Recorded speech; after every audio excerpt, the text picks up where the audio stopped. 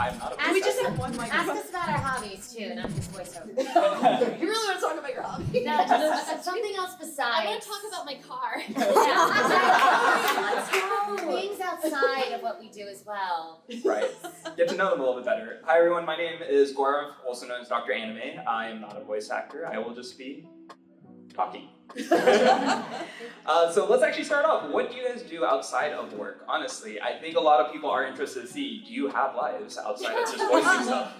I do. Never. Yes. Do you want me to go first? Sure. I started streaming due to COVID because I'm like, what do I do with my life? So I'm on Twitch. If anybody wants, like, I'm playing The Last of Us Part 2 right now. It's very dark. I love horror. It's weird because everyone's like, Pokemon, kid stuff. But I love like horror games and horror movies. This is weird because I used to work on independent horror movies as like the clap girl. If you don't know what that is, I had to walk around with the audio guy and it was like a digital clapboard and you say like, okay, scene 3, take 5, clap. And like I got to see how a lot of behind the scenes things work, and so that's why like horror movies don't really scare me because I'm like, oh, that's how you do that? I'm like, oh, okay. And it didn't scare me anymore, like, so I'm like, oh, this is how they do this. So it didn't bother me, so I'm like, oh, I kind of like horror movies now. So twitch.tv/Michele Knotz, 1 L in Michelle, because my parents had to be weird. So yeah, I like playing video games. It's not your ordinary stream. Michelle, you need to come up with another name besides the clap girl. You need to think of another name for that. Not the clap girl. You need to think of something else. I do Brazilian Jiu-Jitsu outside of voice acting. Cool. I love it. It's changed my life. I'm the strongest and in the best shape I've ever been. I used to do like Insanity Max 30 and yoga and like all of those things, but now I like to get beaten up and beat other people up as my side, hobby. I also worked at a sea life center for a while, so I got to work with like sea turtles, and I worked with an African crested porcupine at one point, so that was pretty cool. Birds of prey. I travel a lot. Just trying to find things outside of like what we do is really important because it is just such a volatile industry, and having hobbies and things that you love outside of that I think is really important just for, for any person outside of their job, but like for us with what we do, it's like a roller coaster. So that's what I do on the side. I play Pokemon Go a lot. I've been playing since it came out. Team Mystic, let's go. I have 5 cats, so that keeps me busy. I usually do stream. I mostly stream like Genshin Impact, Honkai Star Rail, and Zenless Zero, but kind of on hiatus right now. And I drive an 83 DeLorean when it decides to run. Yay, butter! Thank you. Can I get Let's another give him a quick water. Yeah, fancy. Thank you. I was like, is there any way Thank you. get some water? Thank you. I'll let you guys take a breath. Okay, I'm ready. Perfect. All right. Let me ask you, still a little off anime and voice acting. What do you think you'd be doing if you didn't voice act? Oh my god. Starbucks? No, I'm just kidding. Oh my god, I don't even know. Well, this is gonna sound weird. I actually come from news. I hated it. I worked at a local CBS and NBC affiliate right after college in Pennsylvania, and then I moved back to Jersey. I worked at MSNBC for a little bit. Totally not for me. I hated it. It was very depressing because it was too real. I'm like, I like the action drama and stuff, but like not real, more like movies and stuff. So, that's what I did before this. So, I was a theater major in college and stuff, and I wanted to be on Broadway and be a star.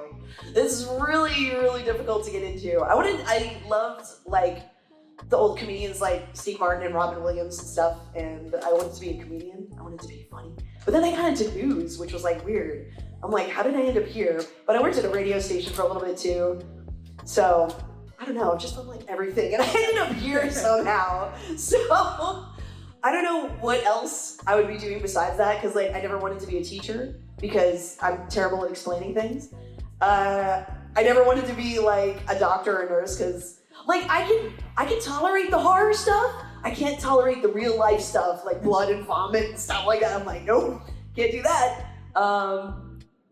So yeah, I don't know. I'm gonna work at Starbucks. I drink coffee all day. I love coffee. Me too. I love coffee, and I love Kira's Mexican mochas. They're so good. They're life-changing, for sure. I wanted to be a zoologist. I wanted to work with like exotic animals on movie sets and like train them like for movies. That was what I wanted to do. I always wanted to work in some kind of like performance or just on camera. I was like, I'm gonna work with animals and then do acting on the side. But then it just became acting and then doing stuff with the animals on the side. Yeah, I wasn't very good at math though. And my dad was like, you're a really great singer. You like the musical theater thing. You like the stage stuff. Like, I support it. My dad's the kind of person where he'd be like, oh, you're really bad at this. Don't do this. Like with math, he was like, you're really bad at math. Don't become a zoologist. You're gonna fail. I guess chemistry, science, like those kinds of things. He's like, it's a lot of math. Like, you gotta take math classes. You're not good at math. I'm like, damn. All right. So my dad would be the kind of person to say, you can't act, don't do this. Like, but he was like, you're good at this. So we did all the theater auditions, and that's how I became an actor. But if I wasn't doing acting, I don't know. Maybe I would have married a rock star or something. Like, I don't know. I don't have any idea. I think I just knew from a really young age. I was like, I'm gonna be a famous actor. That's what I'm gonna do. Look at me now. But no, I knew I wanted to do performance, but if I wasn't doing this, probably would have still tried to do the zoology thing, and maybe that would have led to something else. But yeah, I'm really happy with where I ended up. Sometimes I cry myself to sleep at night, but it's... I actually used to want to be a rock star, but that wasn't exactly a viable career path, so I went into this. David Bowie. That is my goal. Yeah. That is my goal. It's happening. You're evolving. Otherwise, I mean, if I could still work in the same industry, I'd want to be a voice director. I'm already trying to do that now as like a secondary thing more often. But aside from that, I would most likely own a cat cafe. Oh my god, I love that. Oh, that'd be so cute. Coffee and cats. That's literally you. Sounds some cows and Yes, some it's cows. a David Bowie. Yeah, it's a David Bowie You're on the playing walls. that at We're gonna put David Bowie all over the walls at your cat cafe, and it's gonna be a cat as David Bowie. Yes, Just I everywhere. have a shirt of that. Oh my god. See, we're already thinking of ideas here. Like David Bowie cats all over. There we go. Let me know when you're looking for investors. Yeah. It's a genius idea. All right, so for the next question, how did you get into voice acting? I'm out. I'm leaving. Yeah. We just want to talk about our hobbies, man. No, it's fine. I already kind of started. I was a theater major in college. I wanted to be on Broadway and be a star, and like it's really hard in New York. You're literally given a number. You're there at like 5 a.m, and you're just sitting there all day waiting for somebody to call you to sing a song, do a monologue, literally anything. And sometimes your number doesn't get called at all. Like, you don't even have a name. You're just a number. 24601. Yeah. I'm Jean Valjean, and so it really starts to like take a toll on you. And like, if your number's not called, then you just have to come back the next day. And it's like, I gotta pay bills, I gotta pay rent, so I got. So it's weird. I'm one of those people that Bank Zoom would have like their contests sometimes and do like win a role in an anime. But I was at the Big Apple Anime Fest in, oh my god, this is gonna show my age. 2003. It was, what was it? Central Park Media. I'm bankrupt now.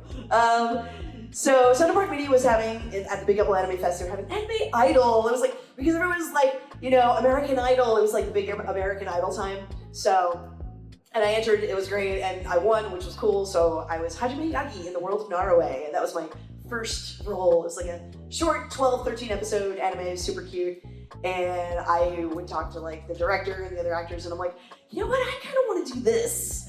I hate where my life is right now. I want to do this for a living. How do I do this? So they helped me like figure out how to make a demo and stuff, and send it out to all these places, and they kind of like went from there. So I was on American Idol. No, it was Anime Idol. So kind of like you, I was a big theater person. I did theater all throughout high school and a little bit in middle school. And my dad said, "You're actually really good at this. I think I will support you doing the audition." So I auditioned for a couple of big theater programs. I got called back to the final audition at the University of Oklahoma, which doesn't sound like a big deal, but they're actually one of the best musical theater programs in the United States. They're like the top 3. And I'm not a strong dancer, at least not back then. I am now. I've had a little bit more training and rhythm since then.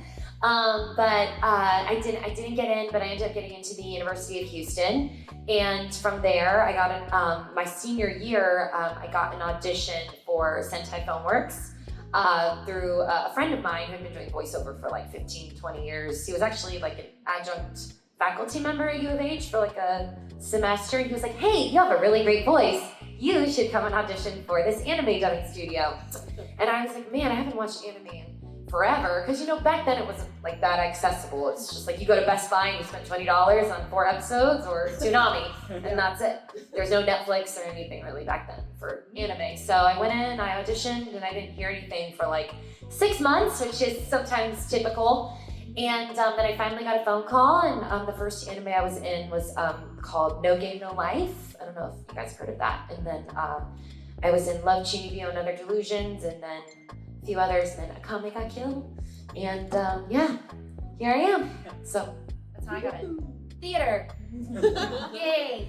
I'm like the weird person that did not come from doing theater. No, you're not. I knew I wanted to do voice Business specifically, woman. but I just started on the internet as like a hobby on amateur voice acting forums and like Flash animation. So that was kind of it's funny because back then you weren't really taken seriously if that's how you started, but now so many people message me and they're like, "How do I do like the stuff that you did?" So I founded a website called the Voice Acting Club, which is just like free resources for people. Which is pretty amazing, and I always point people in that direction. So, yeah.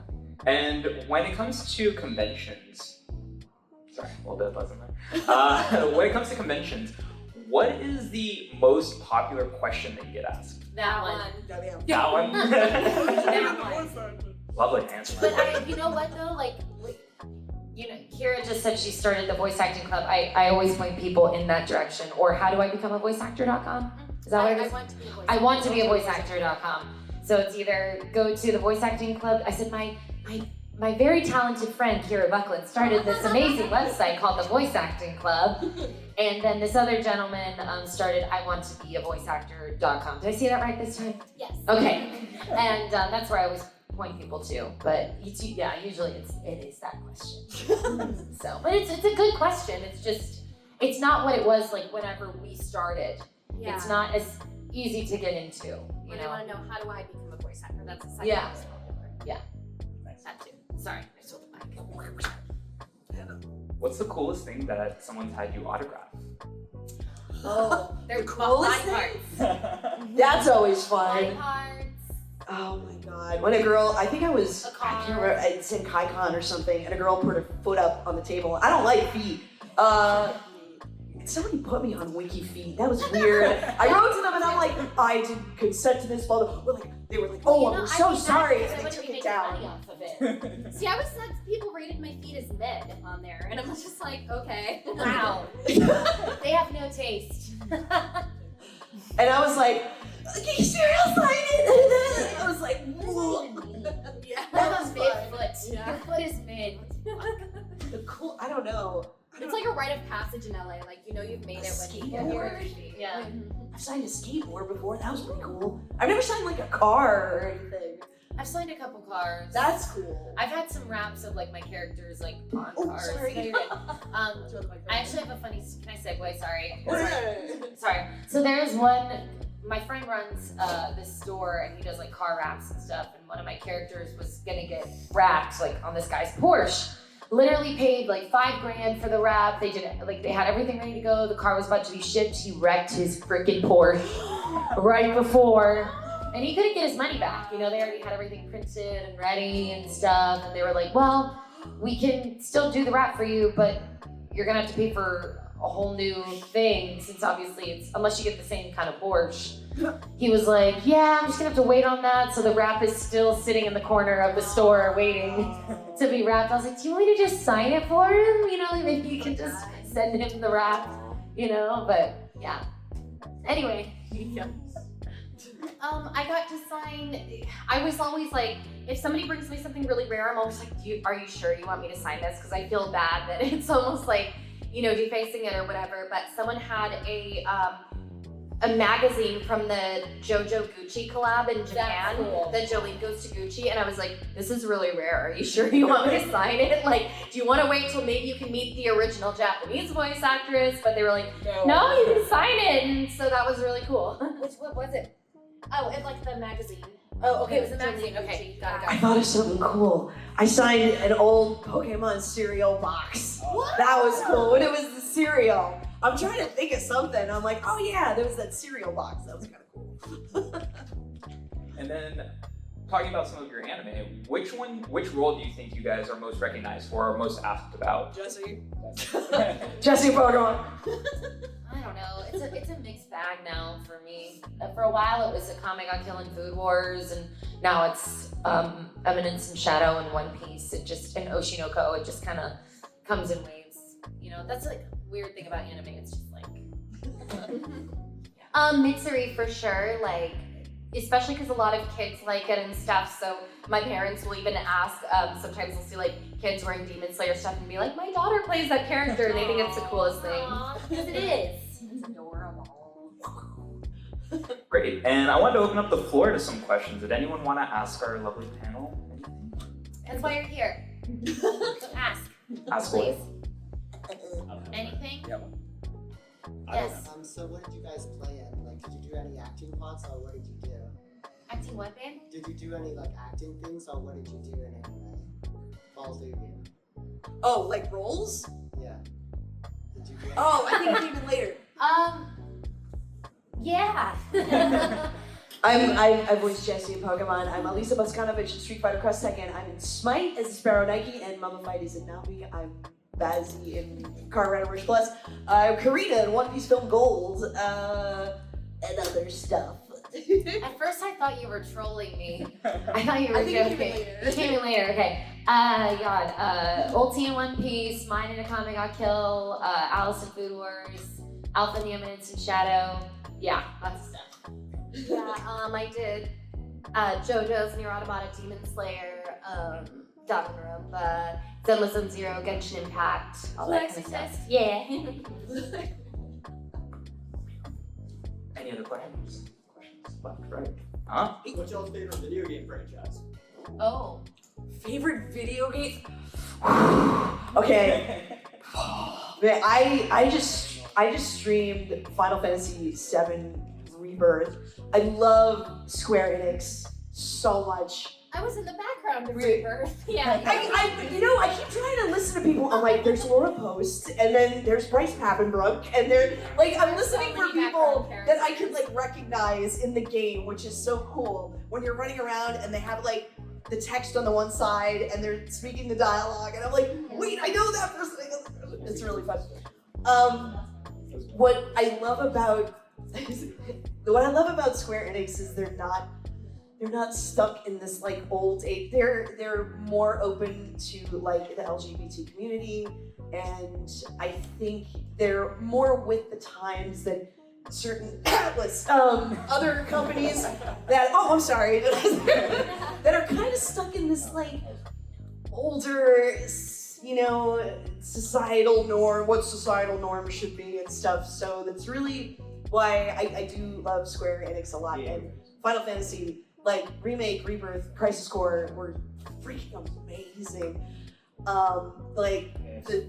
The models, like everything, the music, the sound effects, the voice acting.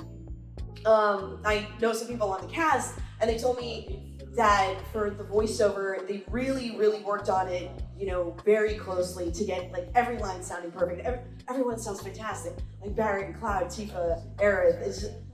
It's just amazing. It's just a wonderful game, and it flows so well. Like I remember like the original from like a long time ago. but like they didn't have any voices, you know, it was just like text, you're just reading text. And this just brought it to life so much more. And like even the gameplay is like really, really cool and fun. But I do like that they added the whole like, I don't know if people all know it, like Wall Market and like Andrea Rodea and stuff, which is fantastic. My mom loves the voice of Chocobo Sam. My mom watches my streams. She's so funny. She'll be texting me. She was like, who's that voice? I'm like, I don't know the guy. And she's like, you know all these voiceover people. Who's that guy? I'm like, I don't know. But she loved Chocobo Sam's voice. She's like, oh, his voice is so nice. I'm like, Mom. It's kind of weird. But yeah, Square Enix is awesome. Sorry. No, why are you sorry? It's a long answer. It's such a hard thing to answer because there's so many different games. I love the Resident Evil games. I love Halo. I like the Witcher games. Those are really cool. Obviously, The Last of Us is super cool. I love motion capture stuff. Like that's like my thing because I have such a huge movement background. You know, just Have you done motion capture? no, not yet. But that's like a huge goal of mine is to do. That's a is good to do question. motion Have capture. you done motion capture? No, but yeah, that is a goal. I have a huge like a stage combat background, and then now I do Brazilian Jiu-Jitsu. So, and I also have a little bit of a decent film background. So, yeah, we'll see. Maybe someday. But those are a couple of my favorites. My favorite games kind of change over time based on what I'm playing. Like I used to play a lot of fighting games, a lot of Smash, that kind of stuff. Nowadays, I'm honestly playing a lot of Honkai Star Rail. Oh, Tomb Raider, that's a big one. Like I would kill to be her. Like that would be pretty freaking cool. My boobs aren't big enough, but you know, they can always fix that. They can, yeah. We're just gonna make these just a little bit bigger. I'm gonna get them done next year. It's fine. You're gonna see me next time. You're gonna be like, those weren't there before. Better for motion Those. capture. Yeah. Anyone else want to ask a question? Anybody? We've got what, 15 minutes? It ends. It's 45 minutes, right? Yeah. Okay. Questions? Comments? It can be about anything. What's the hardest part of a recording session for you? Your voice gets tired. Yeah. How long it is. I guess what actions are like the worst to do? Screaming. Screaming. Yeah. Exertion stuff because it's not natural. Pokemon noises. Try and do that for 5 hours. Like, that's fun. It's a lot. Anything where you're straining your voice or have, like, for me, growly things are really taxing. We don't even need this, do we? Yeah, I don't know. I do kind of like it. Okay. But yeah, any of like the growly stuff, like Kira said, like anything where it's just like where you have lines too, where you're like, where it is like kind of like just the lower register, just because my voice doesn't naturally sit super low as well, so it just gets really tiring. Like I can maybe only do that for like an hour or two, so then I'm like down for the count. Your voice turns into hamburger meat. I think it would be like really, even though it would probably be straining on the voice, I'd love to like have an opportunity to voice like a clicker in the last one. It would just be like really cool. No thanks. But that would probably destroy my voice. On that note, have you guys ever had to go to the doctor because you've strained your voice? We're actors, we can afford. Yeah. I went to an ENT because I thought I had something going on. I was like, I feel like I might have nodes or just some kind of like something. And he like stuck the camera down there, which is extremely painful, by the way. But I have a very like narrow nasal cavity. He was trying to stick one camera down there, like because it's like one of those cameras that goes up and then it goes down. Oh. So he was like, oh yeah, it's not going up. And then he's like jamming it up and I'm like, oh my God. He's like, I'm gonna need a smaller, slimmer camera to get up there. So then he had a small, it's still extremely uncomfortable. So he sticks the camera down there, he's looking around, and then he's like, all right, give me 1 second, and then pulls it all out. And then he goes to look at the photos and he's like, I don't see anything. He's like, I think you just need to lay off the caffeine. Never gonna happen. Yeah, the alcohol, I was like, also never gonna happen. You need to sleep more and you need to go on vocal rest. He was like, I'm gonna tell you, I work with a lot of singers, I work with a lot of actors, and these people that are going on tour like Gaga and Grande and all these people, they go on vocal rest for like 2, 3, sometimes 4 weeks, and they don't talk really at all. And that's how they're able to recover and get their voice back to normal. So for you, even for your voice acting thing, talking for 2 hours might not seem like a lot, but it is. It's like you're talking in an unnatural voice probably most of the time, right? Unless you're just in your own pitch talking, you know, like if you're in like a heightened voice, like you shouldn't be doing that longer than 3 or 4 hours. That's a lot. So when you do that, you need to go on vocal rest for like a week or 2. I'm like, that's a long freaking time, you know? And then with the conventions in between that, it's makes it a little bit more difficult. But I know my limits now, so I'm just a little bit more careful. And if I feel like there's some, you know, tiredness coming on, I try to just go to bed sooner instead of partying all night, you know, just like a rock star. But in our industry, I feel like we don't really have the luxury of taking like a week off. Like that's the thing, especially simuldubs and stuff like that. These shows are on such tight deadlines, or sometimes for games too, they're like, no, we have to turn everything into Japan or wherever, or the streaming service or this or that by Monday or something. So if you're not available, they just have to move on to the next person. So it's also been really hard. You know, I'm trying to, like what Christina said, I'm trying to get better about advocating, but also if you're on multiple projects, which a lot of us are at the same time, then it's hard because you have to balance everything. Like a lot of the sessions that we do are between 2 and 4 hours, but it's not uncommon to have multiple sessions in a day. So there's certain things like Pokemon is surprisingly vocally stressful. So it's like, if I do Pokemon, my voice is gone for the rest of the day. Like I can't, you know, then go and do like a high-pitched voice after that or whatever. And I can't do a high-pitched voice right now. It's just I'm talking all day. It's so loud in the convention center. It's just... Yeah, conventions can do it if you're in like a really noisy vendor's hall, or when I was doing JoJo, I was the lead in 3 different shows at that time. So I would do like 4 hours of JoJo because they had a really tight deadline for that, and it was very vocally stressful. Like I actually, like my voice bled at one point. My vocal texture like permanently changed after doing that show. But because that was my dream role and dream project, like more than anything in the universe, I want to play that character. I'm like, I'm okay with making the sacrifice. But for most projects, I would not do that. But I was still on. I was doing Yashahime, which then I had to do like demon yells sometimes, and I was doing Kakagurui Twin, and I was doing like another show. So I was doing all those, and I was just recording like nonstop. Higher pitch. Well, Setsuna pretty deep, but she also did the growly thing, so that was like.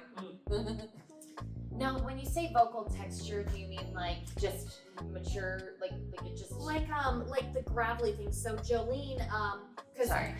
Fiber's Eye was so good. That was her dream role as well, the original Seiyu, and she would do this thing where she'd be like and stuff. Like it would be very like I guess texture is the only way I can think of to describe it. It's like a growl in her voice, and I literally looked up videos from like metal singers to be like, how do you do that? Because there is a safe way to do it, but it's hard to learn.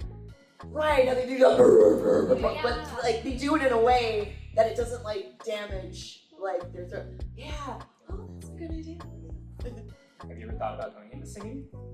I wanted to be a singer, but You're just gonna go into metal. I'm not good at it. That's the problem. Like I'm just kind of, I don't want to say like tone deaf, but like a lot of people assume that I will like that you're a good singer if you're a voice actor, especially because in Japan, like most of the actors do both and stuff. But my problem is it's really hard for me to match pitches unless I practice the song a lot, or I have a piano like playing at the same time or something. It's hard for me to just like do it, with just a backing track or whatever, unless I just learn and practice the song a whole bunch. So there's songs I can do it with, but like I had to sing for a project recently, and the wonderful thing is they gave us like almost an entire month to learn the song. So it's like, cool. It's a long time to learn a song. Yeah. Oh, damn, you're lucky. So I practiced a lot, and then, I only had a couple little moments where I was off in pitch, because some people just have a really good ear for that, and I wish that was me. But then when I was working on like VeggieTales, for example, they would often give us the VeggieTales? Yeah, in the reboot. What? Yeah. They would send us the songs like the night before, so I had to like really try, and then it was hard, and it's like, sorry, I'll have to auto-tune done everything. That is so crazy. She has had the most thorough career ever. I swear to God, she's done it all. I had 1 day to learn Karina's song in one piece. You got a month. I'm jealous. I That got was 1 rare. I day usually only get one to day. learn her song. I was like, are you kidding me? I was so. You're very lucky. I'm jealous. Are there any roles that you've had to turn down that you later regretted? No.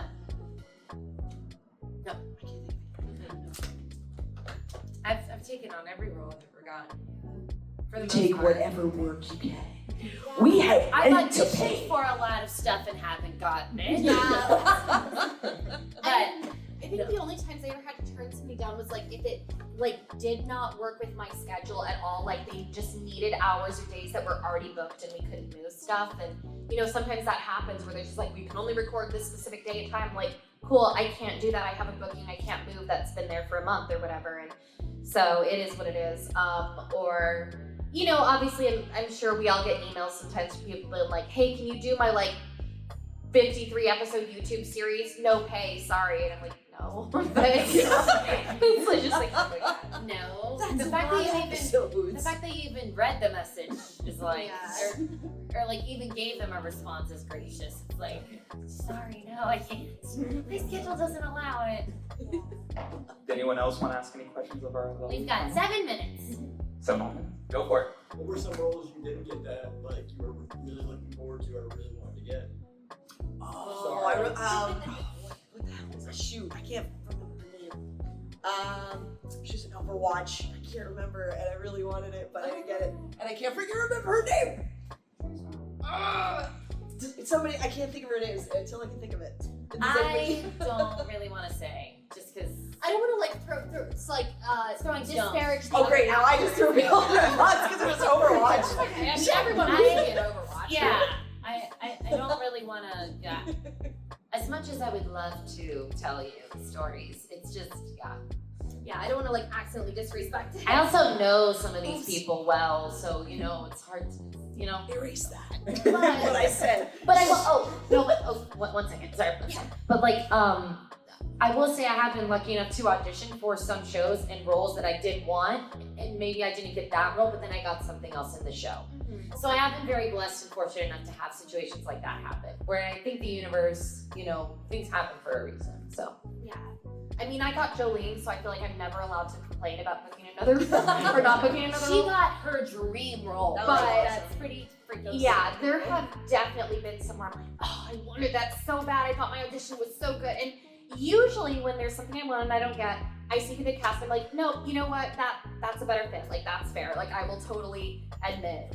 There was some that I was really sad about, but part of it is like this is just how the industry is. Like the majority of time you do not book the stuff you audition for. Like we sometimes get auditions from our agencies or wherever every day, and you just send it out, and if something, you know, if they contact you, that's great. That's a wonderful surprise. You know, we don't hear when we don't book something, which is probably for the best, but most of the time you just send it out and you hope that it, you know, whether or not they end up having a role for you in that project, you hope that they will just think of you and be like, oh, I want to, you know, give this person something in the future. Competition is fierce. You're competing like with hundreds of other women, so it's really hard. It's a good question, though. And considering this is a tattoo convention, Hey. what tattoo would you get if you could get a tattoo? Oh, so That's a cool question. Oh, she's got one. Oh. So I have two. Bowie! That's the Joestar birthmark from JoJo's Bizarre Adventure, and then I got this for David Bowie in his honor after he passed away. Oh, if I could get a tattoo, God, I don't know. I would get it in a spot where no one could see it. So then I could just look at it. Oh my. Or my husband could just look at it. Yeah, I just get it in like a secret spot. This one girl came up to me and had a really badass Inuyasha tattoo, and I love Inuyasha, so it was like the sacred tree, and Inuyasha's still connected to the tree. It's from the first episode, he's got the arrow in his heart, and Kagome's like looking at him. That was really cool. It's like on her back, it's like her whole back is that tree. So I was like, holy, Very expensive. it was very cool, yeah. But if I don't know what I would get. I love animals. I don't know. I would probably get like some kind of like sweet thing my husband said or something. Like, yeah, like I don't know. koalas are cute. I love koalas. I don't know. I would rather my husband get a tattoo of like my wife is the most amazing thing to ever happen to me or something like that. Or like, you're so blessed, and then I'll put like my signature underneath it, you know, select you know. Yeah, I'm like, why don't you just get like a tattoo of me, you know, like on your butt or something? Just my face. Like, Just your he would face, never right let me there. divorce him after that. He'd be like, hell no, you're stuck with me forever. No way, literally. Yeah. Anyway, all right. Sorry, totally going on a tangent there. I'm just gonna hand this somewhere else. Good question. Can I depress the group? Oh This no. is an 18 plus con, right? Does- Yeah, I hope it is. It is now. All right. Can I make everybody sad? Oh No. no. No. No sad? No sadness, please. Okay, then I can't say what I would get. Something in memory of. Yeah. Okay. But it's not. You don't look like you're sad. It was a little while ago. Oh, okay. It was somebody who passed away. Okay. Okay. Well then, yeah. Tell it. Sorry, I feel like It's kind of dark though. It's a little dark. Oh man. Tell It it. was the only tattoo I would ever get. Okay. Try not to cry. Okay, my cousin Jared committed suicide, and okay, I'd probably like get his name. He was gay, and I was the first person in my entire family that he came out to because I'm very vocal and very accepting of the LGBT plus community. Because we grew up with a lot of Catholics and stuff. So I won't get into that. But yeah, so we bonded, and I knew he had like depression and anxiety and stuff, but he never was like super vocal about it. And he committed suicide, and when I found out, like, you know, I was devastated. And he was in Ohio, and I just like got in my car and I just drove out there, and it was really cool. Like everybody decorated, like his friends like decorated his car and stuff, and they put and I put like a Pokemon card. Okay, I'm not gonna cry, but I would probably get his name. Yeah. That's sweet though. Makeup. No, that's very sweet. I think that is all the time we have left. Just on it to end on a small note. I actually am a real doctor, by the way, and one of the things I would like to bring, You are a real doctor. and I would like to I point love your out- shirt. Those are fat corgis. Thank you. Chubby And corgis. I just want to mention mental health is very important. Please make sure if you do have Good segue. Yes. to that. It's really important that if you do need resources like that, there are resources available. So please make sure that you keep in mind those resources are available, even if you feel like no one is available to you directly. So yeah, just want to know that. And I would like to thank the panel so much for their time. Thank you. Thank you for moderating.